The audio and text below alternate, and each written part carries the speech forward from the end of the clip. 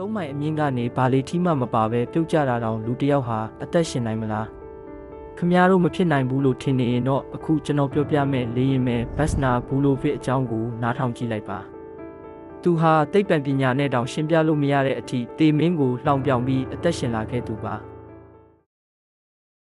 1982ဇန်နဝါရီလ26ရက်နေ့မှာချက်ကိုစလိုဗက်ကီးယားနိုင်ငံအထက်ကောင်းကင်ယံမှာအဖြစ်ဆိုးတစ်ခုဖြစ်ခဲ့ပါတယ်အဲ့ဒီအချိန်မှာဗတ်စနာစီးလာတဲ့ Jet Flight 367လေယာဉ်ဟာအမြင့်ပေ3330မှာပောက်ကွဲပြတ်ကျခဲ့ပါတယ်။အဲ့ဒီလောက်အမြင့်ကြီးကနေလေထီးမပါပဲမြေပြင်ပေါ်ကိုလွင့်စင်ကျလာခဲ့တာတောင်သူဟာအံ့ဩစရာကောင်းလောက်အောင်အသက်ရှင်ခဲ့ပါတယ်။အယိုးတွေအများကြီးကျိုးသွားခဲ့ပေမဲ့သူဟာကမ္ဘာအမြင့်ဆုံးကနေလေထီးမပါပဲပြုတ်ကျပြီးအသက်ရှင်ကျန်ရစ်သူအဖြစ်ဂင်းနစ်ကမ္ဘာစံချိန်တင်သွားခဲ့ပါတယ်။နောက်တစ်ယောက်ကတော့မာရသွန်အပြေးသမားမော်ရိုပါ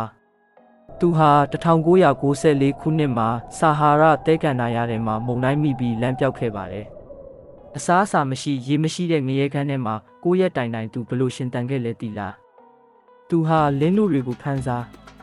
ကိုယ့်ရဲ့စီးကိုပြန်တောက်ပြီးရှင်တန်အောင်ကြိုးစားခဲ့ရတာပါ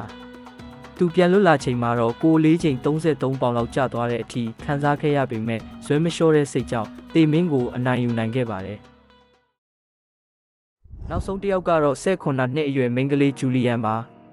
1980ခုနှစ်ခရစ်စမတ်အကျိုးနေ့မှာသူစီးလာတဲ့လေယာဉ်ဟာအမေဇုန်တောနက်ကြီးတွေကိုပြတ်ကျသွားခဲ့ပါတယ်လေယာဉ်ပေါ်ပါလာသူ62ယောက်ထဲမှာသူတစ်ယောက်တည်းပဲအသက်ရှင်ကျန်ခဲ့တာပါလက်မောင်းမှာဒဏ်ရာတွေအသားထဲမှာပိုးကောင်တွေဥနေတာတောင်သူဟာစစ်တရက်တိုင်တောနက်ထဲမှာမြစ်ကြောင်းအတိုင်းလမ်းလျှောက်ပြီးအသက်ရှင်အောင်ကြိုးစားခဲ့ပါတယ်နောက်ဆုံးမှာတော့တစ်ခုတ်သမားတွေနဲ့တွေ့ပြီးအသက်ဘေးကလွတ်မြောက်ခဲ့ပါတယ်ဒီဖြစ်ရက်တွေထဲမှာခမများတို့အတွက်ဘသူရဲ့အဖြစ်အပျက်ကအံ့ဩဖို့အကောင်းဆုံးလဲကျွန်တော်အတွက်ကတော့3မိုင်အမြင့်ကပြုတ်ကျတာတောင်အသက်ရှင်တာကတကယ်ကိုအံ့ဩစရာပါပဲခမများတို့ရဲ့အမြင်တွေကိုလည်းကွန်မန့်မှာရေးပေးခဲ့ကြအောင်နော်ဒီလိုမျိုးမယုံနိုင်စရာဖြစ်ရက်မှန်တွေကိုကျွန်တော်နေ့တိုင်းတေချာရှာဖွေပြီးတင်ဆက်ပေးနေတာမို့လို့နောက်ထပ်ဗီဒီယိုတွေကိုလက်မလွတ်စေဖို့ channel လေးကို subscribe လုပ်ထားကြဖို့တောင်းဆိုချင်ပါတယ်အားလုံးကိုကျေးဇူးတင်ပါတယ်